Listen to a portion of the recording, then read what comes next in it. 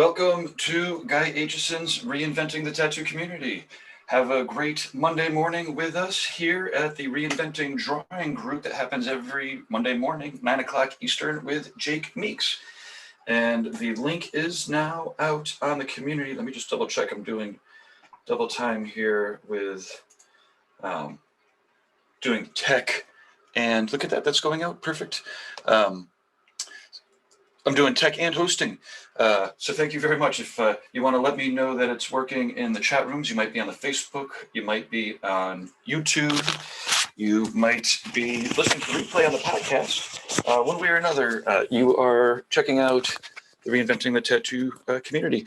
The best place to find all the latest events and to find the Zoom link is in the Reinventing the Tattoo community. So if you're an artist and you want to join us, if you download the Reinventing the Tattoo app from either of the app stores, the Google Play Store or the Apple App Store, then you could search for Reinventing the Tattoo, give it a download, and then you will see one of the first links there is the events link, and you could find the link to join, and as well as the links to watch. There's also all of the replays are there in the library. Other places to catch the replays. And again, there's so many different types of streams that are going out. We have these collaborative group drawing sessions. We have art jams. We have painting webinars. Last night we did the Tattoo Weekly with Jake Meeks and Lauren and I, Gabe Ripley. And yeah, so there's just all sorts of programming, and you can find them in the library. Another spot that you could find it if you're not quite sure what shows to watch or what exactly is available. If you go to Reinventing 24/7, then you could check it out. We've basically got multiple channels of replays going at any given time. It's kind of like a TV network. There's right now, we've got Guy Aitchison interviewing Hana Mantra. This is a pretty sick interview. There's a replay of another fireside drawing group. There's often Spanish replays and whatnot. If you scroll down to the very bottom here, you will see where we have got a form that you could fill out. And if you're a tattooer with a shop address, then we will send you an awesome sample pack. They are soon to be the world famous Reinventing the Tattoo sample pack right now. They have Cheyenne cartridges, the raw pigment samples. Some of them have t-shirts. Ricardo sent in some t-shirts. And let's see, maybe there's stickers and stuff. Okay, the Reinventing the Tattoo goodie bags are pretty awesome. Fill out the form there, and you will have them sent out to you. Let's see what else we've got on. Oh, that keeps flipping back. On the script here, I want to make sure that I don't forget anything, and it is Monday morning. It also gives you more time to zoom in here. Okay, so yes, I was Reinventing 24/7. The weekly shows we have here on the Reinventing the Tattoo Network, and I'm going to try to remember them so that I don't have to keep looking here. But it starts off on Sunday at 1 o'clock Eastern. It's a Reinventing the Drawing Group with Jason Leeser.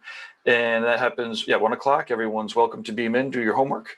Every Sunday at 9 o'clock p.m. is the Tattoo Weekly with Lauren, Jake Meeks, and I, where we highlight clips from previous episodes, either the previous week or sometimes we're digging back a couple of years because we all have a wealth of back catalog of all these amazing interviews and stories and whatnot. So that's every Sunday at 9 o'clock at night. Let's see, Mondays, 9 o'clock in the morning, we've got the drawing group with Jake Meeks from the Fireside Tattoo Network. Then we've got, actually, I hope he beams in here. Let me just double check. So that's, oh, yeah, there he is. He's in the background. Perfect.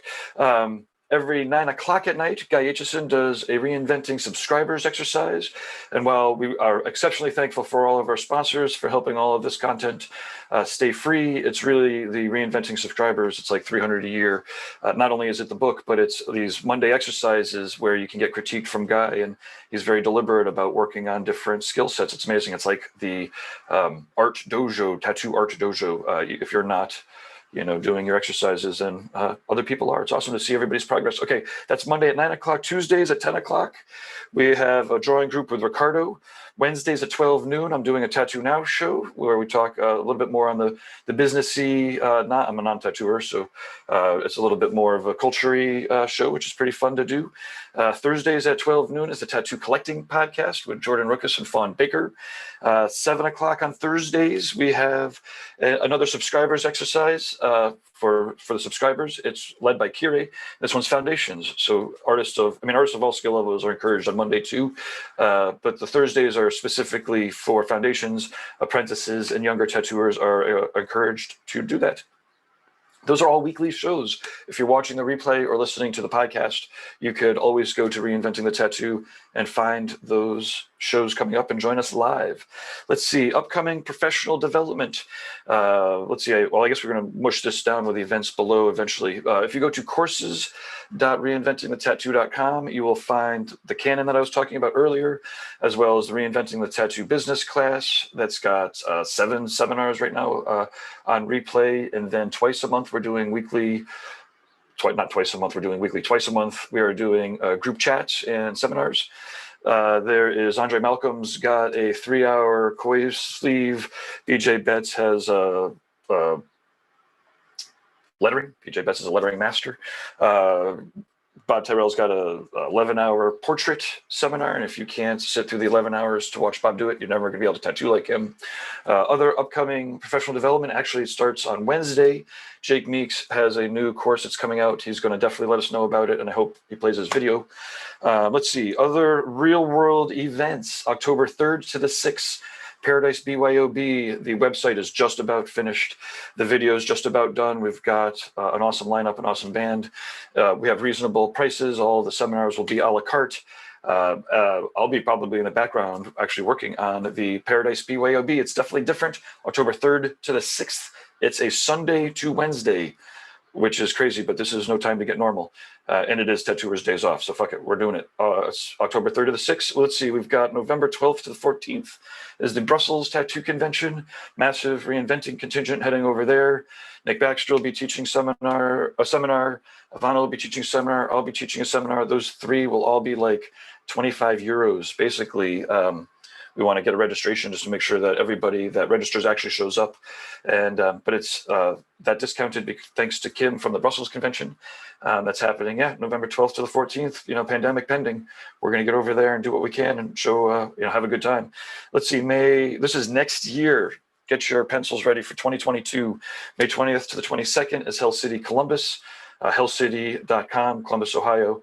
We'll have a pretty fun reinventing setup there.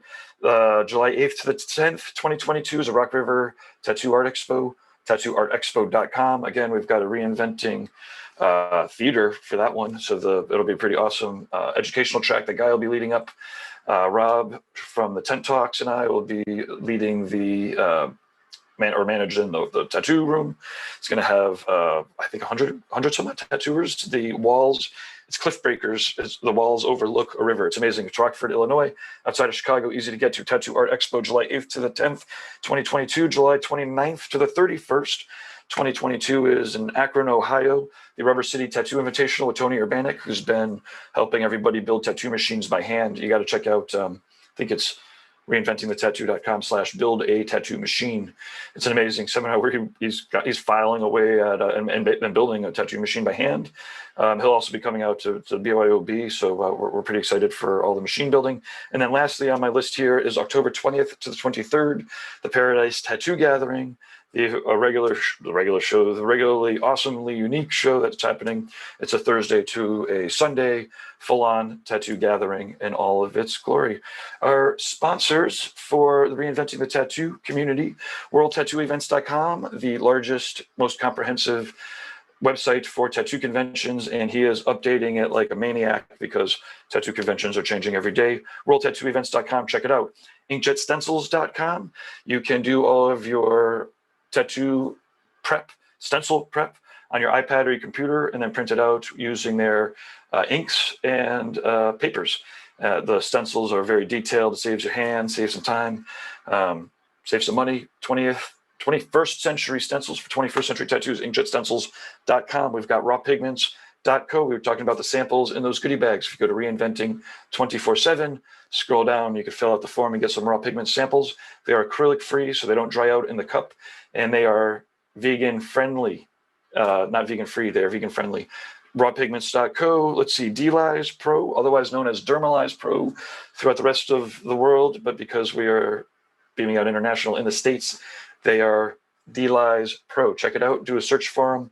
They have videos of all sorts of artists, awesome artists, amazing world-class artists using it to wrap. If you're using saran wrap still, just know that's not breathable. It's designed not to breathe. The Dermalyze and the Delyze Pro are designed specifically to heal wounds. They breathe. You want to use them as directed, but that's why you want to watch the videos. But again, it's designed specifically to heal tattoos, not to pack meat. Anyways, okay, let's see. We've got Tattoo Now. I am a computer geek who is now officially back to working for, well, we have 100 websites, and I'm getting them all up into the 21st century with, new bootstrappy capabilities and all the fun things that, well, I've been helping Reinventing the Tattoo with. Anyways, tattoonow.com for computer-y business, SEO, CRM, business consulting. It's great. Sometimes I actually go to shops and do stress tests. It's pretty fun. And then lastly, certainly not least, and kind of like very, one of the most important, the founder of Reinventing the Tattoo over 30 years ago, whenever things get crazy, it's really awesome to be like, okay, well, Guy Aitchison is the one that's at the helm. We know how to steer it, which is in a more patient, awesome, caring, collaborative, teaching kind of a way. And he's really here to help everybody inspire each other, to inspire people, to inspire each other. And we can't be thankful enough. GuyAitchison.com. And now let's get into it. We do have a little bit of a long intro, but that is because we don't currently run ads in the middle. And Jake Meeks is going to turn on his thing there. There we go. What's happening, Guy? Add spotlight, replace spotlight. Gabe. You're talking about Guy. Your audio's off, I think, Jake. All right. No, I can hear him. Can you hear me? Okay. Oh, yeah. I have to turn. Oh, man, I did all of that with my audio off. Can people hear me? Oh, yeah. Yeah, we can hear you. Okay. I've done that before. I click the button. Over. Give me a little more time to wake up. Just run through it all one more time. Well, that was fun last night for sure, Jake. Well, anyways, take it away, Jake. Yeah. I don't know who let us decide to do a Sunday night show and a Monday morning show, but they should be shot. Yeah. Well, shit. Well, let's not go that far. We could change the timing anytime. Yeah. Probably should. That was an alarm went off pretty early this morning. It felt like. Oh yeah. I ended up taking a walk afterwards too. Oh wow. So. Well, maybe we'll make it either earlier or a different day. But it was fun to do. I think we have to keep doing it. We got good feedback. Yeah, it was cool. I like the idea of doing that like a newscast, and it would be cool if it were more, I don't know, maybe not more abbreviated, but definitely more and as it goes, I'm sure it will get more concise and look more like a newscast and be presented more orderly and things like that. But yeah, that was fun last night. I enjoyed it. What's up, everybody? Hey, Jason, how was you guys' convention over the weekend? Pretty awesome. We got done. So I'm sitting here with Kira. We just got done working at the Battlefield Tattoo Expo, along with Ricardo and a good friend of mine named Joe. And we saw some absolutely incredible tattoos at that show. I mean, stuff that just blew my mind. I actually have one of them queued up. I'd really love to share it. Yeah. Take it away. And it actually kind of segments into something that I think you're going to be working on in the future with Fireside. So I thought it would be a good little. Yeah. So I'm not sure if I can really get a whole lot closer. Yeah, no, I can tell from there. That looks fantastic. Who is this? Harlan? So this was a collaborative tattoo done by Devin Cooley, who I interviewed back in January. I think that's on the Tattoo Now YouTube channel. Could be wrong, but I'd love to see if there's some way I could like download that and re-upload it to the Reinventing channel. Really insightful. But and Harlan Cantor. And so Harlan is incredible. And I was picking his brain a lot this weekend because he can flawlessly go back and forth between more of like a neo-traditional style and a very fine line black and gray style. So, and it's like an effortless switch. He's got a very distinctive way of doing different things. And when he gets into it with other neo-traditional artists or other black and gray artists, he always likes to add in his own flair or his own style to contrast what's being done by the other artist. And I remember sitting down watching this tattoo get done and, just watching the progress going back and forth and back and forth and back and forth. It would be one guy working on it and then he'd take a break and the next guy would jump in and they'd start working on something. Then they'd take a break and the next guy would jump in and they'd start working on something. Then they both ended up working on it at the same time to finish everything up by the deadline. And it was a mind-blowing experience, right? Watching one guy saturate those black and gray values and just really work that texture in, while another guy was, say, working at the bottom on the rose, really making sure that those colors were perfectly blended out and completely saturated. And it is a flawless tattoo. Yeah. Yeah, it looks fantastic. Technically a 100% flawless tattoo. Yeah, that's incredible. So they both worked in each area. One of them didn't just do the black and gray, and the other one do the kind of more neo stuff. They were both working into Right. each spot or each area. Yeah, that's really incredible. Yeah, and I'm sure as nice as it looks here, it always, when you see these types of pieces in real life, they're like 1,000 times better than what any photograph can grab. Oh yeah. It was a mind-blowing experience. But I mean, that was just part of the fun from this weekend. I got to have a little sit-down discussion with Yalzi. And I mean, he's a living encyclopedia of tattoos. I mean, he showed me the list of people he's been tattooed by, and he's up to 151 different artists. Wow. Yeah. And I mean, these aren't... He has a list like on his phone or something of all of them? That's cool. And I mean, these are not, like small artists. These are, people like Shige, Horiyoshi III, Mike Rubendahl, Bob Tyrell, Nico Hurtado, Steve Butcher. Like, I mean, you name it, he's probably got a piece done by them. And obviously he's completely covered head to toe. Yeah. And it's just, but sitting down talking to him about art, like fine art in general, and how long he's been studying fine art and just being immersed in the tattoo scene, it was absolutely astounding.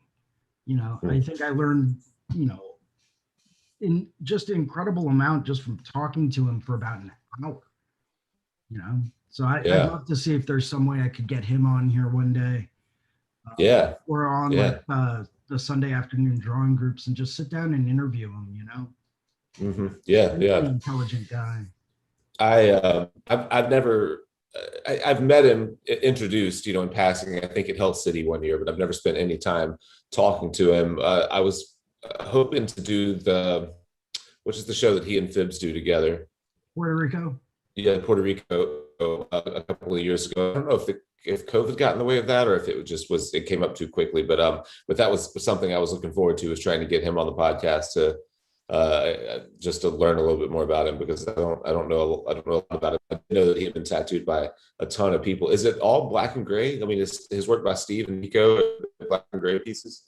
Yeah, so most of his bodysuit is black and gray. He does have some color tattoos, and he's been going back through and kind of working into different areas and working back into existing tattoos and, maybe adding color to this one and, just kind of going back and forth. But he does have some color tattoos. A lot of them tend to be hand poked with traditional tabori. He gets a lot of very Asian kind of themed work done, but he does also have some incredible photorealism stuff. So he's just got this incredible collection.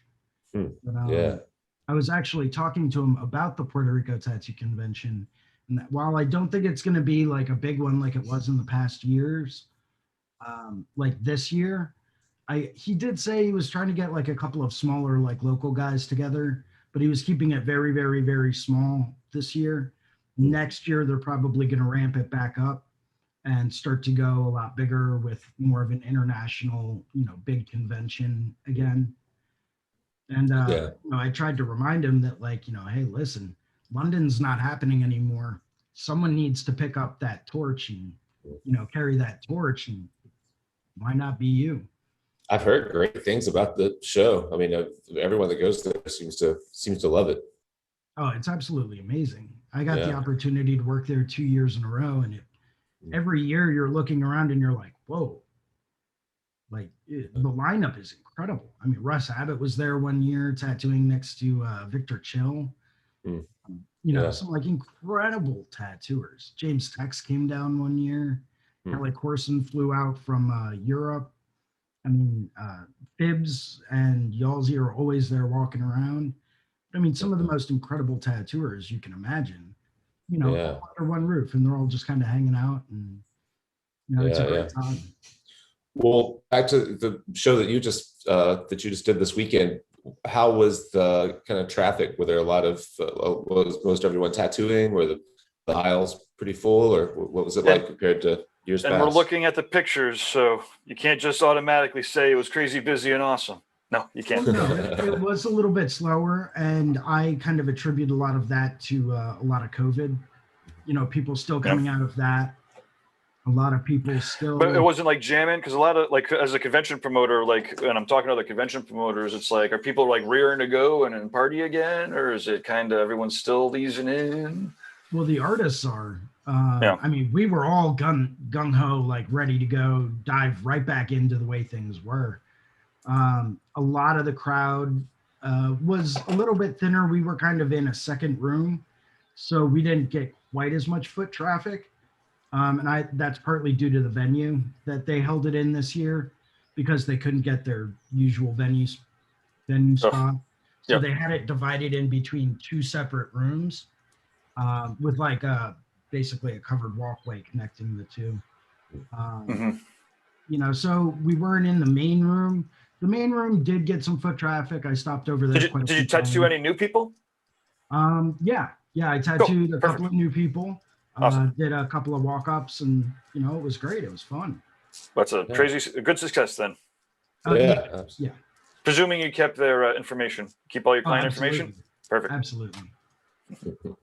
Gabe, what do you do with your clients' information? You just start bombarding them with emails and discount codes? No, fuck no, man. No way. No. The thing is, your clients do actually want to hear from you when you have something of value to say to them. Yeah. That's all there is to it. Like, I definitely do not want to bombard people. And I fucking generally once a week, I'll take myself off of my lists and I'll clean out my emails, and it will save me like 2 or 3 minutes a day.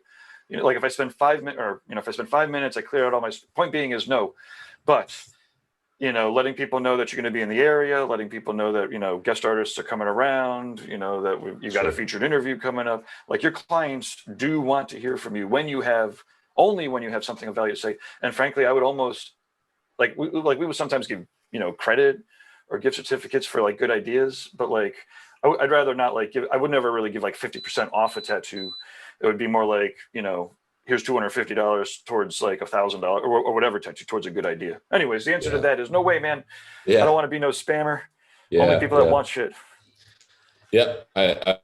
We've had this kind of back and forth with my assistant Allie is, I don't know, 20 years younger than me probably, and she does all the fireside, all the social media stuff, and she just feels this need to constantly be like putting something up every day. So she shares things that just say 5 years ago today we interviewed this person, or 3 years ago today, and I hate it so much. It drives me crazy. I'm always like, we don't have to talk to people constantly. If we don't have anything of value to bring, let's just like wait until we put out a cool video and then show them. Like, we don't have to have one every single day or every single week. And she just has a completely different mindset on it. She thinks that you kind of need to be at least in the story view or whatever on Instagram, so that people like, I don't know, remember your name or something. I have no idea. Well, it's about the algorithms, right? Like, straight up, all of the platforms are going to reward people who use them, right? I mean, that's all it breaks down. I mean, and that just makes sense. It's like a natural usability law, right? The people that are, on Instagram all the fucking time, 16, 25 times a day, with quality stuff is who gets rewarded. Yeah. And so, if you don't, if you, and it doesn't, like, you have quality stuff, like the stuff that she's posting up is all, relevant and it's cool. It's not just like recycled garbage. Yeah. I mean, it probably if it were done better, where if we're going to post something in the story that says 5 years ago today, we had so-and-so on the show, or we were at this convention, and then they could actually see some of the interview or go somewhere or do something with it, rather than just look at a still shot of me talking to someone. Swipe up.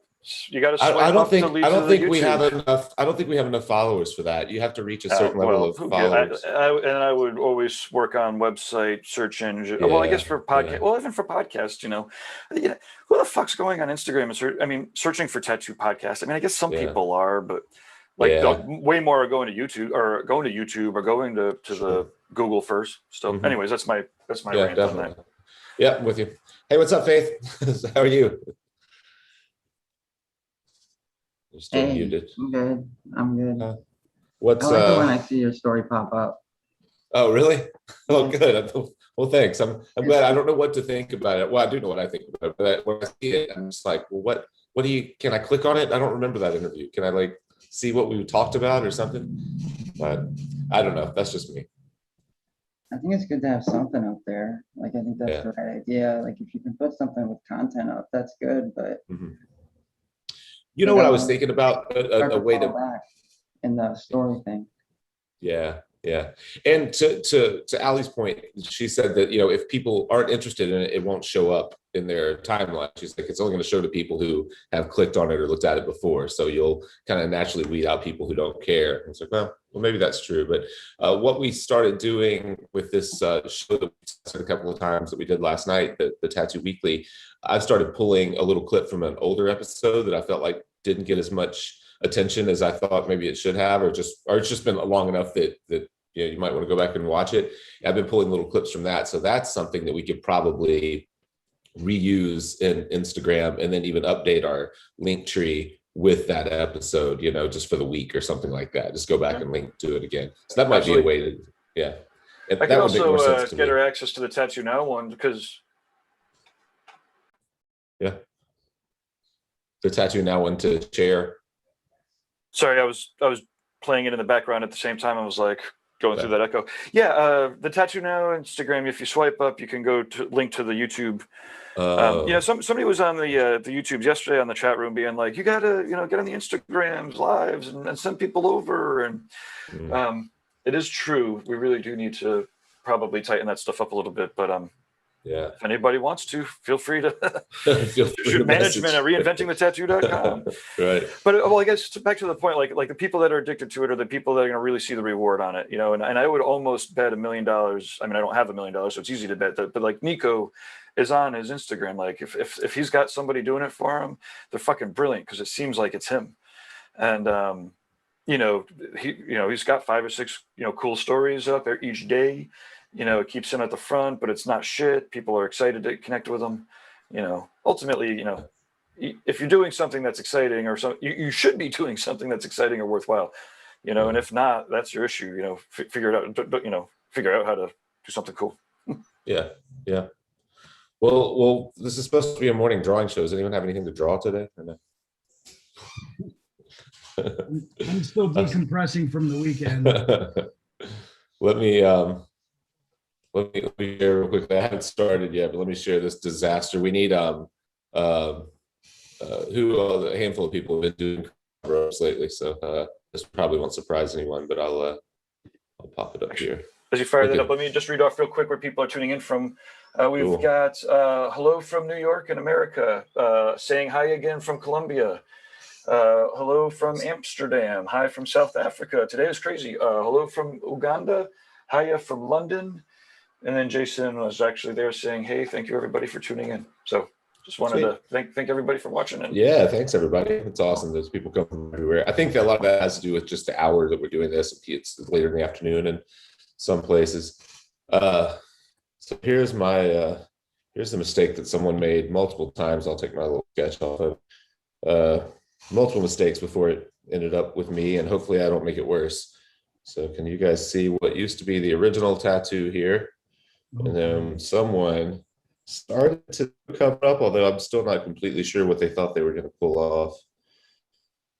And so now it's mine, and it's going to be almond blossoms and some other stuff, because I can't cover this with almond blossoms alone. But so I just had started literally as Gabe was doing the intro, started kind of blocking out how I might balance it. She's willing to go up her back and down her butt a little bit, so that'll be helpful. What's the, I mean, obviously every rule is meant to be broken. Oh, that's going to be way more than a third the size. Oh, no, maybe not. Aren't you Oh, supposed yeah. to like double the size or triple the size? Yeah. I mean, with this one, it's more going to be about breaking up the horizontal line. It's like so heavy. So that's my real challenge. So luckily, you know, for the most part, like even the poorly drawn flowers, you know, and vines and stuff that the first cover up artist sketched in there won't be too bad to deal with.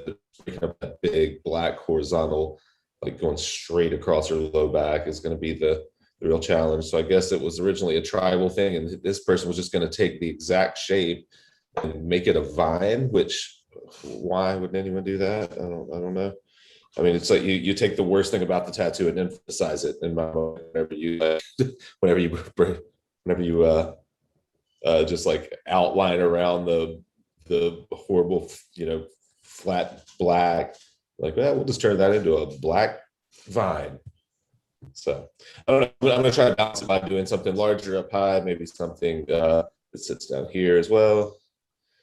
And that's kind of a project for today. I don't tattoo this till Friday, but it's definitely one that I need a little more preparation on. So what oh, there you go. Let's Faith, what are you working on there? Is that a That's painting I showed last week. I started it. I did another pass over it. Yeah. Trying to get the orangey watery vibe. Yeah. Like I kind of glazed it before it was all blue, and I don't know, I like it better, but I do too. I like the color palette.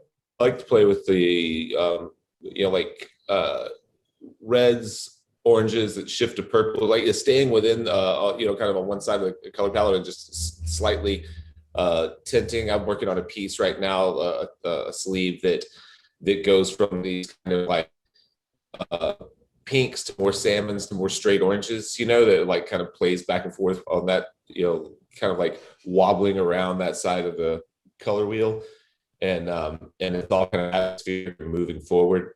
So I love doing that kind of stuff. It's tricky, but whenever it works well, it's really cool. It's like wearing, like, you know, pink socks and orange pants or something like that. Yeah, that's it's from a photograph that you took, or? yeah, the photograph, I can't really see it, but I'll find the photograph. And it was in, what's the medium again? In acrylic? That's in acrylic. Yeah. I just started using like the really good paint, so it's like all the colors are much prettier than they used to be. So it's pretty cool. Yeah, that's funny what a difference that makes whenever you I remember like trying to copy painters' palettes and stuff like that. They would say what they were using. I would go buy the like Winton brand of whatever that paint is, and I'd be like, this paint doesn't do anything. And it would be like, you know, it's all filler and no intensity at all. And then you go and buy a higher quality version of the paint, and you're like, oh, that's what that's supposed to look like. That's way easier to work with, and you use a fraction of it. So really, it turns out to be cheaper, because when you're using the filler, the Scholastic brands with all the filler, you end up using half a tube trying to make the color more intense, and still don't get there. Yeah, it's hard to go back.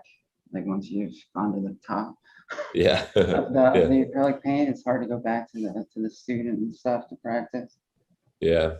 If you've ever used any like high kind of high quality professional grade cadmium colors or something like that, like cad reds or oranges, you realize like, oh, this tiny little tube is going to last me for, you know, a year, because it just takes such a tiny amount to like overwhelm. It can so easily overwhelm any other colors that you put with it. Every once in a while, my mom will give me her leftovers, and it'll be like the one that doesn't say hue. It's like so much brighter than the other one. Yeah. That's the thing to look for. If it says hue, avoid it.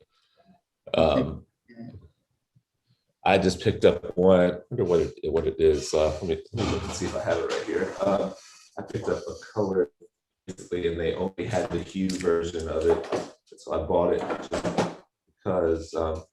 Oh yeah, it was Naples yellow. Naples yellow is such an awesome yellow, but Naples yellow hue is pretty useless. So I've got a full tube here that's free to a good home.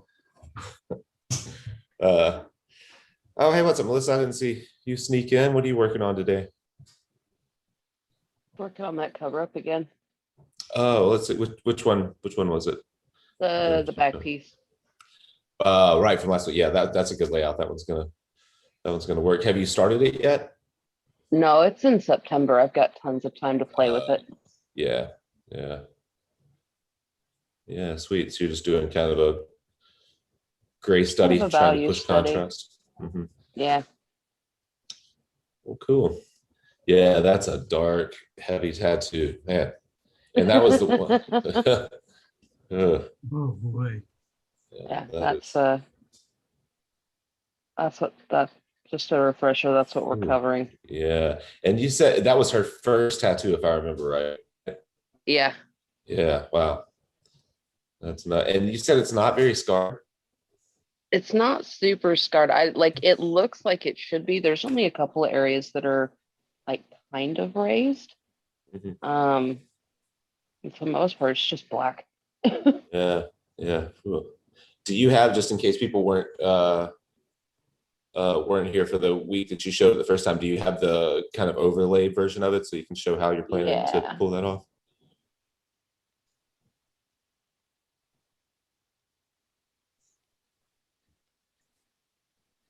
Yeah, there we go.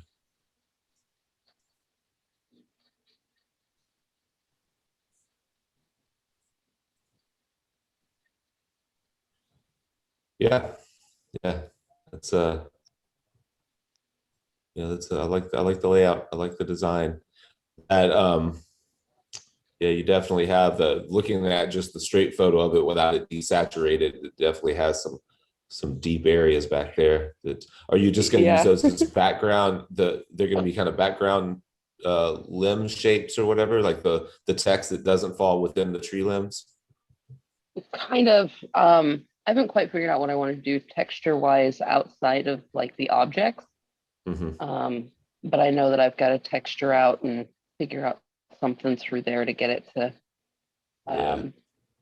one way or the other, either darker textures or trying to lighten it a little bit.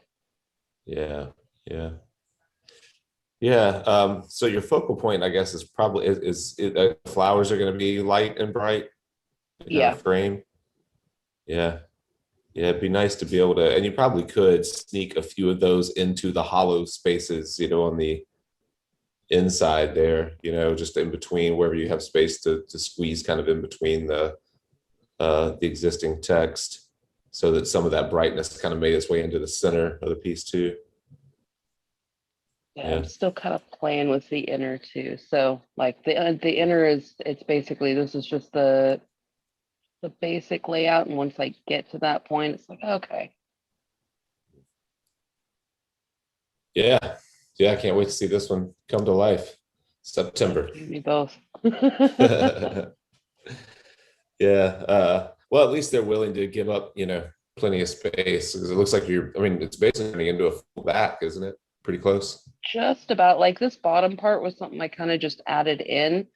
She's a long-term client of mine. She's been with me for probably about, just about 5-6 years. And we've done a couple of different cover-ups for her already. She's one of those ones that, like, if she likes it and she feels it's kind of cut off without that bottom section, she'll probably just say, yeah, add the lower. Yeah. The more space that you have to play with, the more area you have to either balance or balance and distract from that. That's kind of the same thing in this piece that I'm working on right now with the big, heavy horizontal shape. She was hoping to keep it in her lower back, and I was like, man, it needs to be balanced. We need some other big dark stuff somewhere, because I can't really lighten this mess in the center, Yeah. in your lower back. So we have to make something else dark somewhere else, just so it looks halfway balanced, and we're not surrounding this one heavy area with a bunch of light, bright almond blossoms. So yeah, the more Kind of space. where I was going with this. Yeah.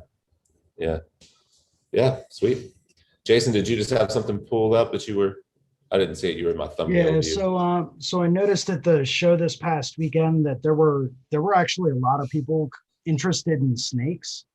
And I was kind of upset at myself because I love to draw snakes, and I've got like 12 of them drawn up, but I didn't have any printed up ready to show anyone.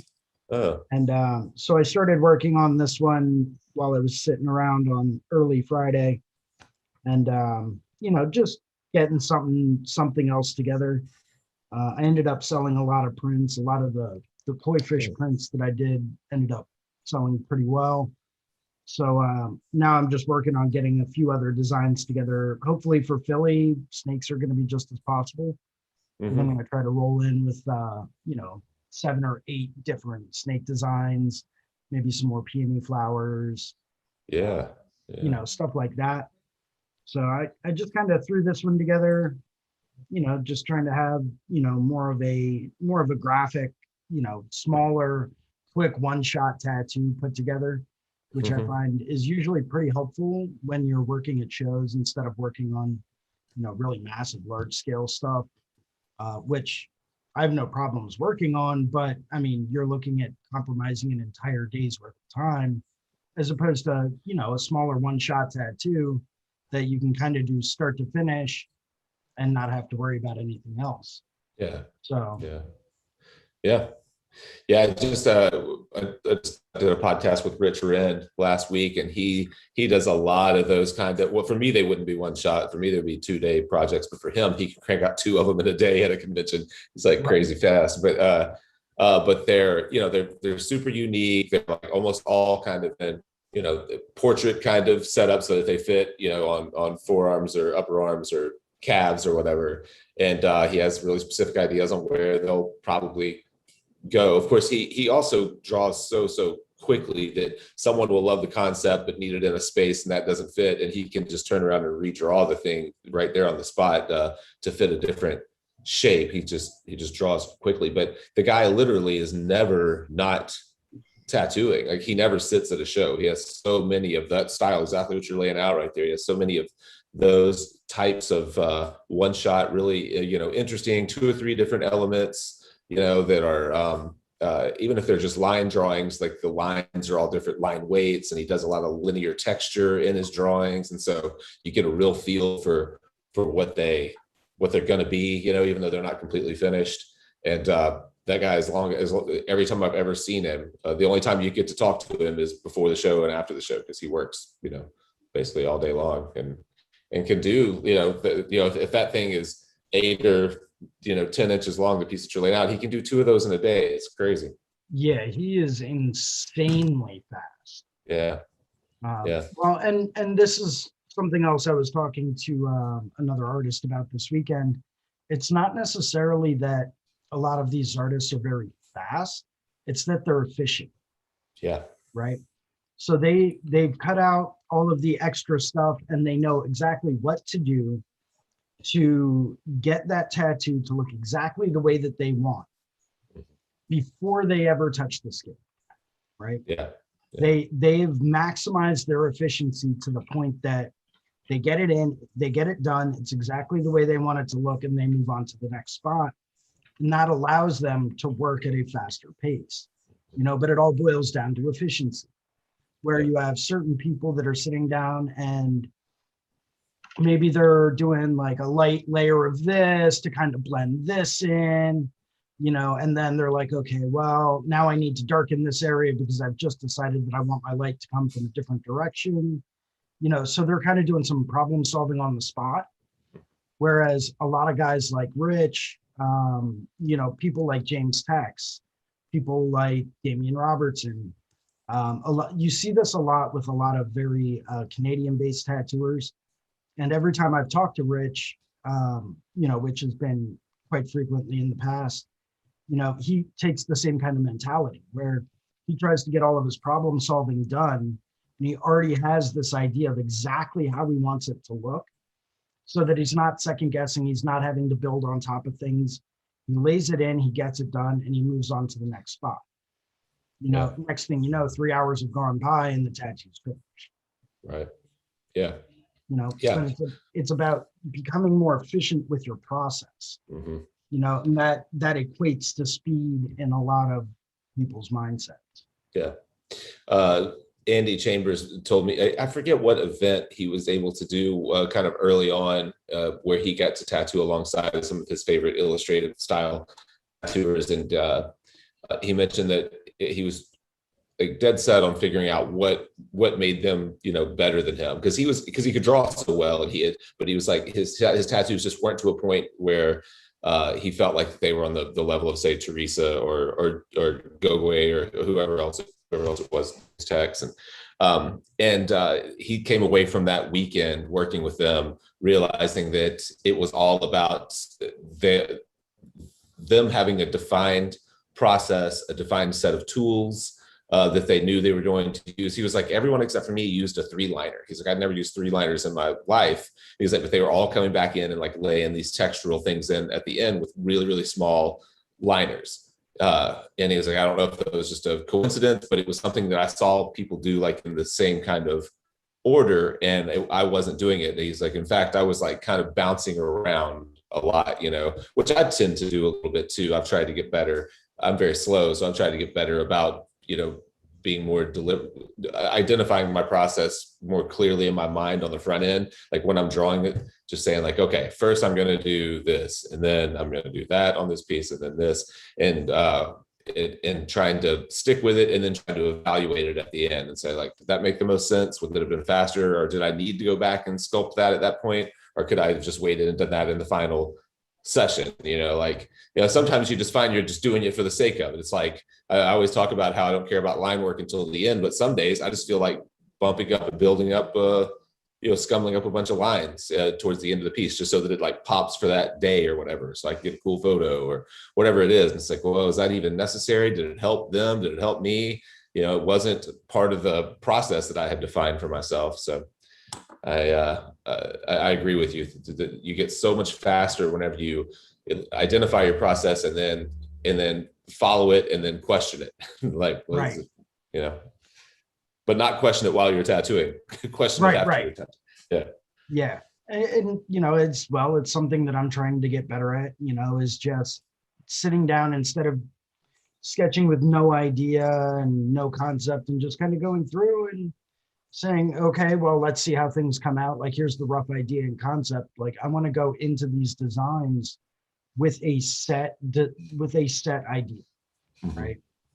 And really define that before I ever touch the skin, so that way I can just maximize my efficiency, and I'm trying to use every tool in my toolbox to make sure that happens, whether it's going through and using like the liners and mags set to sit down and draw things out, so that I know, okay, if I'm going to draw this snake, I know I'm going to use a 9-liner for the bold lines.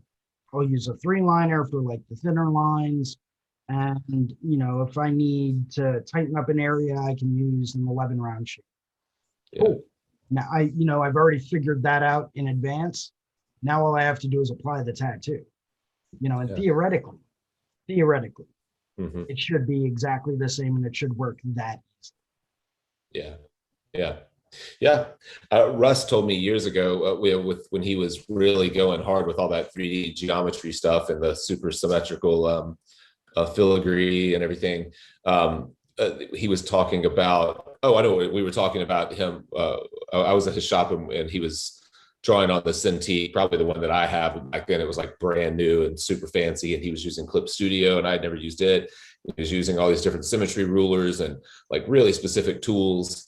And it was just blowing my mind with how much research and work and like technical stuff went into the drawing. and he said, he was like, tattooing is hard enough for me. I don't want to have to worry about drawing too. He's like, when I get to the tattoo, I want like that part of it to be the only thing that I'm worried about. And I shouldn't have any other like questions in my mind about where the light's going to be, what color something's going to be, what, where this sits or where that sits, or, how thick the lines are. Is like all that stuff is worked out on the front end. And so all I'm doing is reproducing it, on the skin. And the only thing I have to worry about is how the skin's behaving and how, technically how the tattoo is going in the skin. And that's just kind of that's the type of person he is too. He does that in all aspects of his life. But at that point, that was not at all how I tattooed. It was like the words that came out of his mouth were the polar opposite of the way that I approached the tattoo at that point. I came in with a very loose idea, a lot of times just a couple of Sharpies and scratched in big shapes, started to like build stuff up with a 5 mag from the beginning, just started sketching in things. And I was working completely like, just on a whim almost, just trying to explore and find something new. And he was so planned and deliberate. And I was just looking at all of the tools he was using, and I was like, God, none of that even looks like fun to me, but but it is, it was fun to him, and look at the results that he got out of it. So. Right. Yeah. So,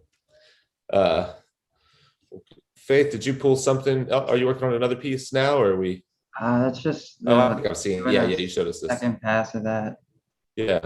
Oh, you did this in a second session? Today too, I'm doing the second pass. That's the first pass. Oh, okay, gotcha. Tearing it down. Yeah. What made you do this in 2 sessions? I took 4 hours on the first one, so I think, I don't know, I'm pretty slow when I do this kind of stuff. I'm still trying to figure it out. Yeah. I haven't been tattooing that long. Yeah. What kind of are you? I mean, these are kind of tight little petals and stuff like that. Are you using like round configurations to do it, or using mags, or what? Well, when I did it, I went through and I lined it first, which I kind of wish I hadn't. Like down in there, you can kind of see the lines around it. So I think I wasted a lot of time doing that. And I also think I wasted a lot of time trying to get like the darks in here and like all those little, like I should have just put the middle in and then grazed in the dark is my new plan. Does that make sense? So I'm gonna try and fix those 2 things and just clean it up, see how it heals, that kind of thing. Mm-hmm. I think a good way to approach painterly style tattoos is to work from your midtones out. A lot of times, if you get the midtone in there, you can, and then go to the shadow shapes, you can like the shadows kind of blend in really nicely. As long as you're, and all this depends on your how comfortable you are running a tattoo machine and not beating up skin. That kind of determines how many passes you get in an area. And with something as tight as this, you don't get a lot of opportunity. You kind of have to do it, or do like you did and just send it home and have them come back for a second session. But a lot of times, if you're not beating up the skin, I'll I go through and lay in my midtones first, and then kind of work my shadows, and afterwards I like kind of the painterly effect. Some of my more, let me see if I can, let me put it back on my I was scared I was going to lose the stencil, so I should have just started with the mag, because the couple that I started just did the mag and didn't line. I like those the best. I think that one right there, I just magged it. It'll work better. Yeah. Whereas down here, you would have to use pretty small mags in that piece, but yeah, definitely. I used an 11 buck pin curve. Okay. Yeah. Okay, so a piece like this of mine would have been one that I would have probably used a mag for 90% of it, and then laid in probably the medium tones on the backside of the sunflower, and then came back with the deeper kind of brick reds and laid those in a second pass, and then the whites third. I probably came through with a mag and defined on the bottom left here the kind of ghosted out olivey leaves. I would have laid those in and done those lightest yellows very last, but most all it was done with a mag, and it would have been done from like medium to dark. Probably something like that too would have been the same way, medium first and then the dark on the back side. So anything of mine that's super painterly like that, I typically am working from medium to dark. You Yeah, mean, this one. Yeah, Right. this one especially. is that what you mean? What's that? You pack in the medium and then kind of graze the dark on it. Is that what you're saying? Yeah, but I won't necessarily take the midtone all the way to the edge of the dark. I'll take it, 75% of there. If something's a complete shadow area, I won't pack the midtone over that. But I'll lay the midtone as far as I think it needs to go to like blend a good ways into the shadow, and then I'll start the shadow and pull that back into the midtone. I like that, because sometimes if I lay in the shadows first, it ends up getting more bold and graphic. Like in this piece, for example, I was laying in shadow shapes first, and it kind of has a more graphic and bold look. Even as this tattoo finished now, even as a finished tattoo, it looks more, even the softer kind of painterly stuff in the skull looks bolder than for example, than anything in this piece. And I think that the reason that that's happening for me is just the way that I applied it, going from laying my midtones in first and then my darks. Someone else was just talking about that recently on the show. Oh no, it wasn't. It was Gabe, it was last week whenever we did the first Tattoo Weekly, and I pulled James. Oh man, what's it? James Hall. James Hall's episode, and he was talking about that. He likes to work midtones to shadows, and that was a good episode. I forget when. If you Google Fireside James Hall, it'll pop up. I was trying to see if I had any other tattoos that would apply. Yeah, so all the stuff that's happening in this tattoo right here, like where those background kind of blues pull into the lionfish or whatever, like into his body from the background. That stuff was all. I probably didn't even think about that until I got to the end of the tattoo, and I had laid all my midtones in and started to lay the red stripes in, and then just decided to pull the blues into it. So I think that's what it is. I get that painterly look more easily by working mid to dark, because I end up with these open areas at the edges that I can pull like surrounding colors into. So like the background becomes part of the foreground. I don't know why I do that better doing that way. I get that kind of like painterly effect a lot easier than if I do just a traditional tattoo-y style. Yeah. And then I started one too, but the yellow didn't go well. Do you have a strategy to like pick yellow or to pack yellow? Let me show it to you. Yeah, well, with any of those light yellows and greens and all that, it's the problem is for me is that it this irritation of the skin shows through. So you see the blood more than you see the yellow. So you just have to kind of trust that it's in there and get away from it. Yeah, not overwork it. Yeah, yeah. See what you mean? I put another painting piece, and this is the first pass, and I was copying. You wanted the other person's artwork, so that was hard in general. Yeah, and that's yeah. my design on the right, but it's like all yellow.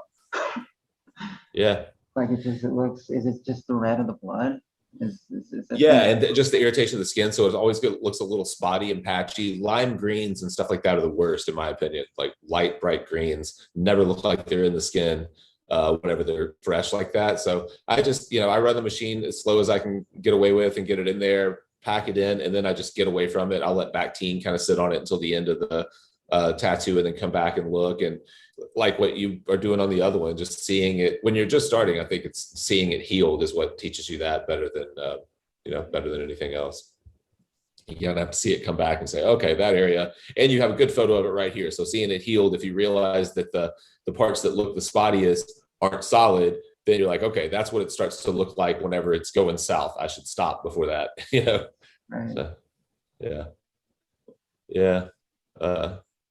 Is this piece coming back for you to do a second pass on?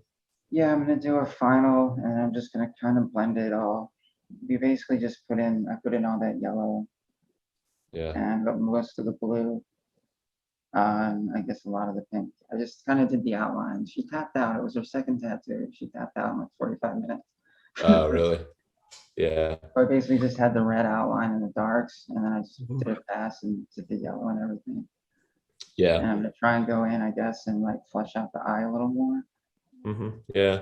Yeah, and you could probably transition from those reds into the yellows just slightly, even though it's real you know, the changes are kind of abrupt in the original painting, you could always come through and just try to blend those, like mix it in between, and you know, and just kind of get a softer gradient from the red to the yellow.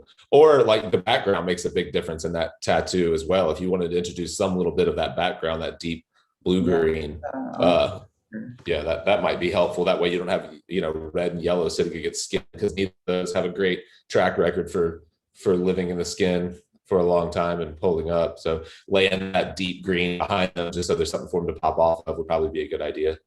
That's why I kind of had the eye in there in the design, but she didn't want any of the background, but I can try and convince her.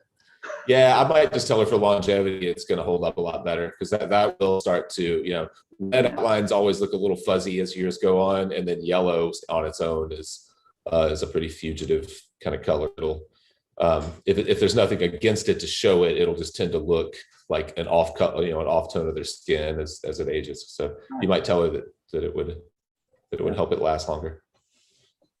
So. Well, cool. Well, everybody, I gotta jump off here. It's 9 o'clock. I gotta move on to the next to the rest of my day. But, yeah, I'm definitely well, feeling the late night last night, but also I have to work on the BYOB video. But I can keep this going. Let you know if like Jason, do you want to take hosting abilities for half an hour, or is everyone? Sure, I'll hang out for a little bit longer. Okay. I am still feeling the post-convention crash. So, right. Yeah, don't feel obligated. Yeah, do you want to just call it? We could call it for a day too. Yeah, we might as well. Perfect. Cool. I need a nap. I hear you, man. Me too. That was late. We need to look at our times for these Sunday night, Monday morning things. Maybe. Well, we did also start the Sunday night one like an hour and a half after we normally would. We were like getting all together. It should be done for 9 o'clock at 9 o'clock my time. If we're doing 8 to 9, that would be doable. But it was like 11 something by the time, or after midnight for you. So, but yeah. Awesome. Well, hey, thanks again, everybody. Good to see you guys. Have fun.